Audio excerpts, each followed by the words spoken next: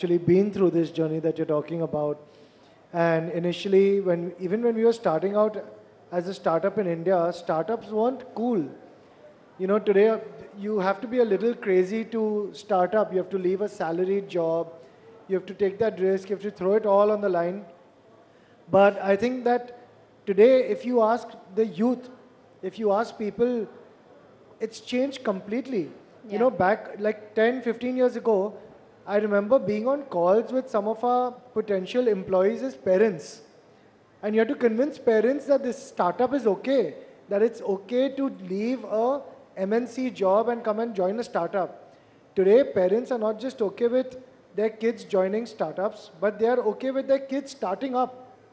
India's come a fantastically long way from 10, 15 years ago where investors were scared to invest in an Indian company. Today, investors and entrepreneurs are saying we will only have a parent company in India. There are so many of us who are looking to flip back, Reverse flip. reverse That's flip. right. I think these are like very important outcomes of the importance that the government has given to Digital India, Startup India, ease of doing business, and these outcomes actually showing the true results. Right. Ritesh, did you have trouble finding a bride because you're an entrepreneur? Look, first off, thanks for having me here. Always great to see you. And I must say that in the startup ecosystem, we've all sort of, I feel like, grown up together. I've seen Harsh in the early years. I've seen you growing up in the startup ecosystem and many others. So I feel like personally, I'm talking as if I've been in it for decades, but it just feels like that. See, I'll answer your question specifically in a short while, but my perspective is that globally, everybody says that India is the bright spot in global economy. I think India is the brightest spot in global startup economy. We are Because now what's happening... the third largest startup ecosystem in the world. Yeah, and in my view, not just the third largest, it's probably the fastest growing, which means that we are not far away from staking claim on the second very quickly and eventually, hopefully, go for the big one.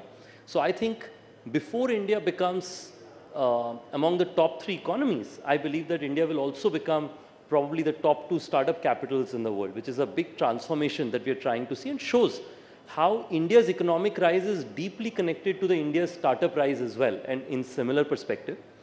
And look, I think I started in 2014, 2013 and 2014. And Startup India started in 2016. That is when the first big Startup India event happened. And Mom looked at television, on national television, for the first time, Honorable Prime Minister talking about startups and so on. Before that, she used to think I was in, like Hindi में कहते हैं कि तुम गलत संगत में पड़ गए हो. She used to say ये startup वाले तुम्हें गलत संगत में ले गए. It's the wrong group of people. You should not surround yourself with them. You should go and meet your other friends who are going to university. But that day she felt that if the Prime Minister is talking about startups, then must be something good that's happening here. So I told doing something right. I told her that your threshold is so high that you need to see this. But look, the question to your point on bride, look, I and Geet know each other for over 10 years now, so that was not that much of a trouble.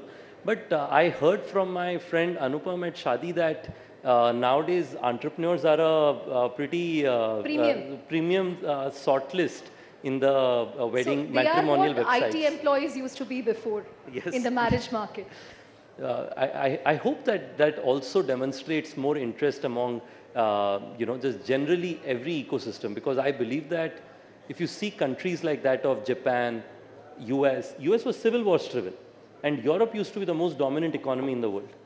But entrepreneurs such as Vanderbilt, Henry Ford, people like those are the ones who built America into becoming a world leader today. So I believe the entrepreneurs that are growing up today, who are the 19-year-olds today, will be the ones leading the Indian economy in the future. So I'm excited about that. Right. Virendra, one thing that's often said about India is we are great in terms of the number of users. I mean, we have, 800 million internet users now. WhatsApp itself has 400 to 500 million users. So we are great in terms of user count, but we are still far behind when it comes to monetization. It's very hard to make money in India. Do you see that changing as an internet entrepreneur? So I think startups is not about making money in 1 year or 2 years or 3 years. It's a journey. Harsh and Ritesh both have spoken that they have been building this company for decades, right? Harsh is hugely profitable. So, but I'm saying he has been building it for 10 years, 10, 15 years, right? So I think one misconception which people have about startups is you launch a startup and tomorrow you're going to be a $1 billion company. The news which you see out of a $1 billion valuation or a couple of $1 billion valuation is startups which have been plumbing and doing hard work for 8 to 10 years. So that's one very big thing. I think second thing is I would say when I started Daily Hunt, people used to say, does Bharat need internet? Does a Hindi-speaking user need an internet? Does a Kannada-speaking user need an internet? No, VCs were so much averse to funding any business which is serving Bharat. So there was a lot of, naysayers that point of time. The same naysayers are talking right now that India has a lot of users and they don't have monetizability. If you look at the macro picture of India, I mean, our GDP per capita is growing leaps and bounds. We are going to be a 5 to 7 trillion economy in few years. And businesses which put and plumb right now, they will reap the benefits of when the economy grows up. So I think it's a game of patience. India is the fastest growing GDP market in the world. As Ritesh said, India is the startup capital of the world. I would say, you go to San Francisco, you go to Europe, you don't find the energy which you find here. This is primarily because people in tier 2, tier 3 cities are all talking about startups. Every engineering college, every MBA college has an entrepreneurship cell. There would be at least 60 to 70 accelerators across the country who are breeding startups. So the energy, the aspiration to do well in the world is just infectious, and India is a place to be in. That's an amazing insight that, this is not a top 6 cities or top 8 cities trend, but it's really reached Bharat, even in terms of entrepreneurship cells and starting up at the college level. But Upasana, you cannot talk about startups thriving without mentioning the initiatives from the government, be it the JAM Trinity, right, Jan Dhan, Aadhaar, or more importantly, all the DPIs in place, from eKYC to UPI to all the building blocks. I mean, we've seen a significant leapfrog because of that. In fact, we had the global CEO of Visa yesterday, and he said he's asked his employees to take pictures of sound boxes in India so that, he can show it to his global teams on the kind of innovation that's happening in fintech. It's on a different plane altogether, the use cases and the innovations. Take us through the role that DPI has played, and what role will it continue to play? Because now we are seeing account aggregator, we are seeing OSEN, which is again going to play a huge role in credit. We are seeing ONDC, which is, an e-commerce challenger. What role is all of this going to play? So firstly, thanks for having me here, Chandra. A pleasure to be here with all my very esteemed panelists. And, the question that you asked, I think the government in India has had a huge role to play. And within the government, I would say the central bank, the regulator, Reserve Bank of India, and all their different divisions, which have been at the forefront of this fintech innovation. And of course, that's how it, sparks. Has UPI been a game changer for India? Obviously it has. But even before UPI, has Aadhaar been a game changer for India? It has. And everything else that you mentioned, the fact that today you can buy real estate and everything is based on your Aadhaar and not necessarily based on your thumbprint or your signature. I think as a country, loans are being given, investments are being made completely digitally, right? Forget about the fact that we move money at the speed of a few milliseconds, which was not the case in the most developed markets. So absolutely, I mean, having been a participant of the fintech industry for the last 14 years, before the word fintech was coined is when we got started. And much like my co-panelists were saying, have done, answered all of that questions, that does India need digitization in payments and then other financial products? Or, convincing parents that, why is this mission so important? So I think what I would like to say is that today, while India has about 800 million internet users, from a fintech perspective, the transacting base is still around 400, 450 million. So from that perspective, it's still a very high growth opportunity, because in the next 5 to 7 years, this number will double to 800 million transacting users. And that is where all of these things come in, that the user will you have an Aadhaar, do a KYC, and then will get access to all the financial products, whether in their personal capacity or for their small business. And you know, keeping in mind that India is such a fast growing country from a GDP and economy perspective, I think that our sector is going to sort of be an evergreen sector from that perspective, because everything said and done, financial products even today are reaching only the top 150 million Indians. And from an enterprise perspective also, it's only reaching the large enterprises and the upper echelon of the SME base. So, you know, there's a long way to go for the QRs and the sound boxes and the sound box backed merchant loans that have still to reach, you know, 50, 70 million merchants in India. And I say that all of the things that have happened via DPI with government and regulatory intervention have been extremely solid and positive in this making of this ecosystem. Right. And I see a lot more is going to happen in the future. And I'll go one step ahead and say that financial technology innovation in India is been so strong in the last 5 to 7 years. The first 10 years, the ecosystem was getting built. Last 5 to 7 years, we've seen business models being made out of that. And so it's been a, you know, how to build a sustainable business on top of this fintech. So our tech stacks are so strong. Not only will these homemade, made in India companies serve the Indian consumer and the Indian business merchant base, these technologies will also go global and take over the dominant financial technology provider in other markets as well. And that's something that we've already seen with NPCI, where, you know, they're taking UPI to different, they're exporting it to different markets.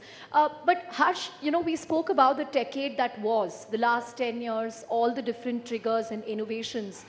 What do you think is going to be the biggest tipping point for the coming decade? And the second part of the question, you know, the government has done a lot in terms of encouraging entrepreneurship. But now and then we see a lot of confusion when it comes to policy, when it comes to regulation. We have seen this across sectors, whether it's sports tech, gaming, fintech. I think, you know, fintech entrepreneurs are always very ki aaj kaun sa circular aayega RBI se. But what needs to be done on both these fronts according to you? So I think some of the tailwinds that we're seeing is obviously in the last few years we've seen the geo effect, right? Yeah. Just literally, I mean, the government policies have helped enormously with Startup India, Digital India. But there's also been this geo effect of getting what almost 850 million people, you know, getting fast speed internet. Gone are the days where you get, you know, you get excited about 1 Mbps. Now I get 30, 40 Mbps on my phone in my moving car, right? It's unimaginable from like 5 years ago. I think to answer your question, there's a couple of new technologies and platforms that can really push us forward. I think, I mean, the standard point is obviously AI. There's no discussion without Gen AI. Without mentioning AI. But I think 5G and, you know, we're talking about satellite internet now. I think internet is also going to evolve to a point where we get connected appliances, Internet of Things actually become a reality. You start seeing people having internet in the middle of nowhere. Today you still have to be near a cell phone tower, right, to get internet. I think that's going to keep moving away. The semiconductor push that the government is doing is phenomenal to make India self-reliant on something that's such a critical component of our future. But I think to answer the second part of your question, right, the way India has moved forward has been phenomenal to see. I think that we are now getting more and more self-reliant on our own.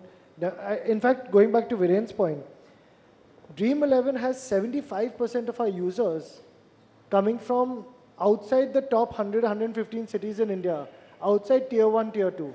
So what we are seeing is this real Bharat. You know, when they say Bharat, all our kids play football, for example, right? So we think football is growing in India, which it is.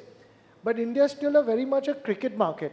The same way when we talk about India and all our likes and dislikes, we underestimate the power of Bharat and internet happening at a local scale. We're also seeing this entire, I mean, from all the regulations that have come in, to answer your question, Yes, of course, regulations have come in, and many times regulations hit us in the short run. We've been having that as well.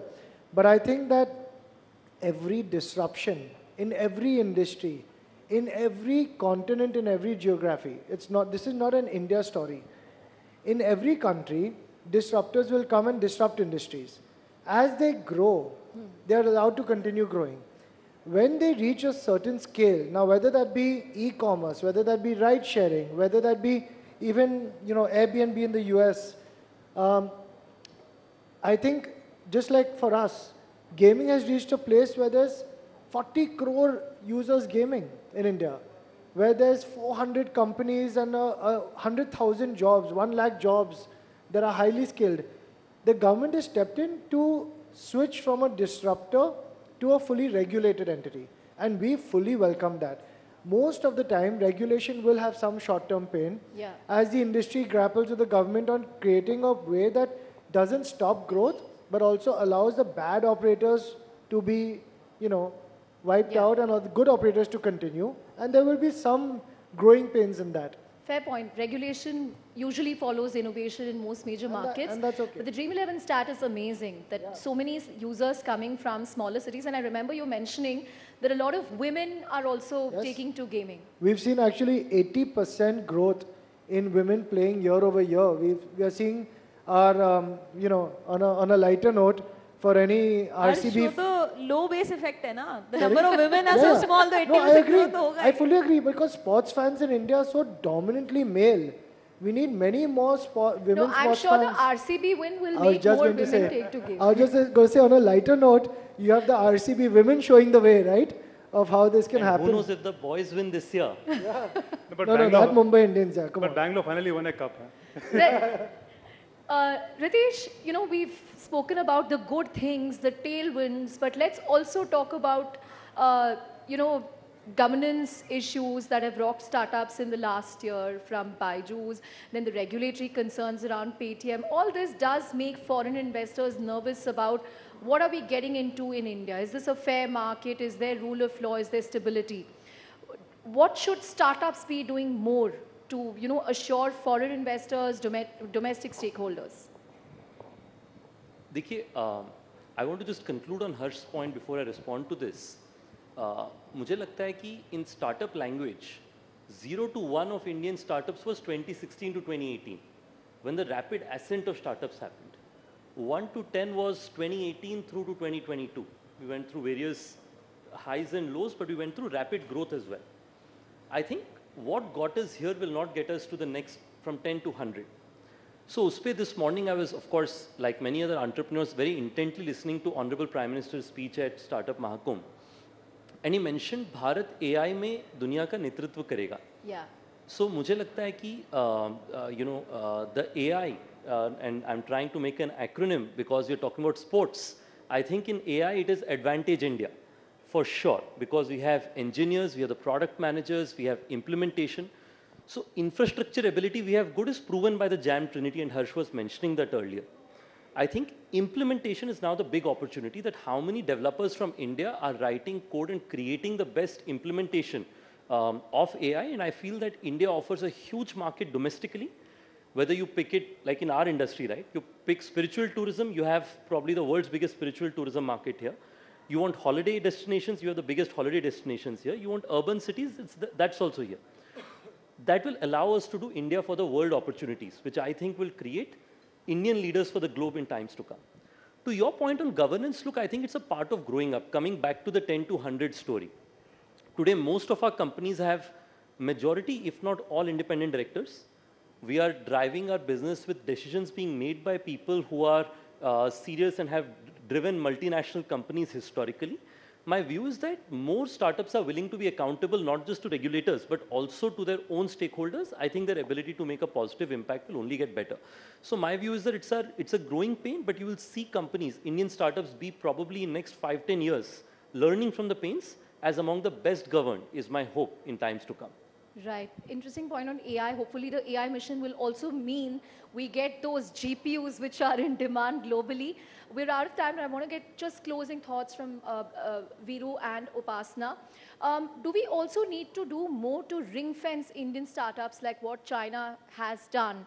This particularly came up during, the Google billing road. Just closing thoughts from both of you. I think our firm belief is that we should have a fair and playing field. It should be fair both to the local companies as well as to the international companies. Second thing is, when you frame a fair law, you need to be aware and have a context of the ecosystem of India particularly. Why do you need startups? You need startups to drive innovation, and you need startups to, and you need competition to give best service to consumers.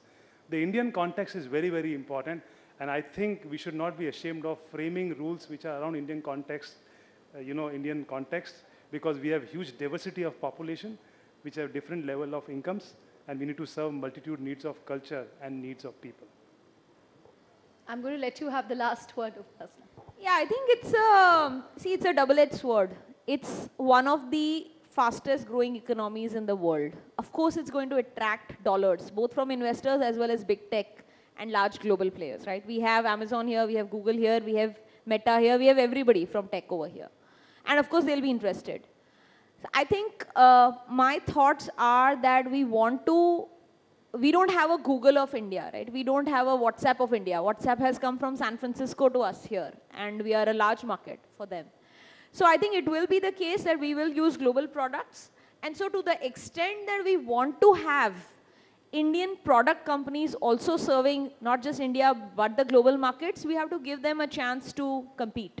So to that extent, I do believe, and Harsh and I are both on the IMAI Governing Council, I think we do believe that Indian orgs coming together and working with the government and regulatory bodies to say that should we have the right antitrust or anti-competitive laws in place which are fair, which enable global players also to make a play, but they also allow Indian companies to thrive. Because before we have reached that 100x scale, if you have a 100-pound gorilla and trying to clean out the market, that's not going to really serve the purpose of Indian startups. So therefore, it's a heavy question, and it's a very tightrope of balance that one needs to frame. And I want to just say 10 seconds more to the question that you were asking.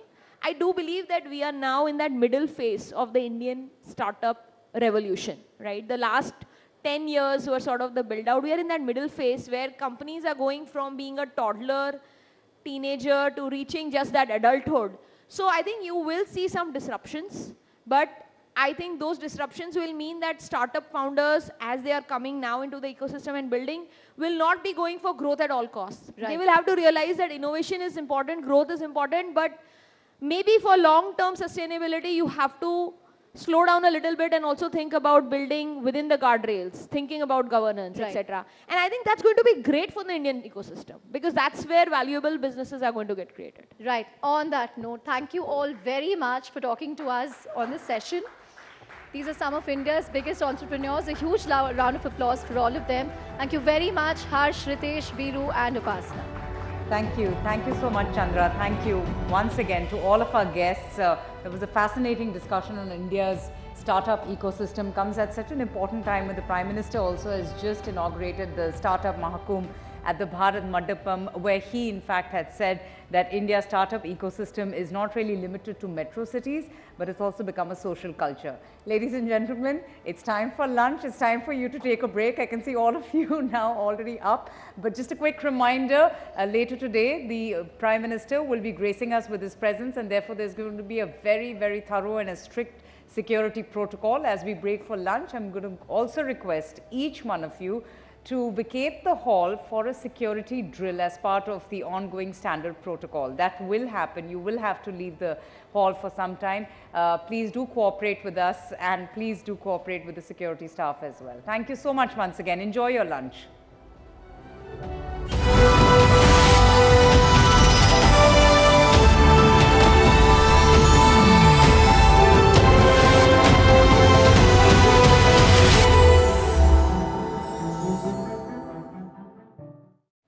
Ladies and gentlemen, let's hear it from the man who has been shepherding all of this with such elan and grace. Please join me as I welcome Dr. S. Jaishankar, Minister of External Affairs, for a session that's titled India's Moment in Conversation with News 18's Zaka Jacob. Welcome, Mr. Jaishankar. Nice to have you with us. Thank you, Zaka.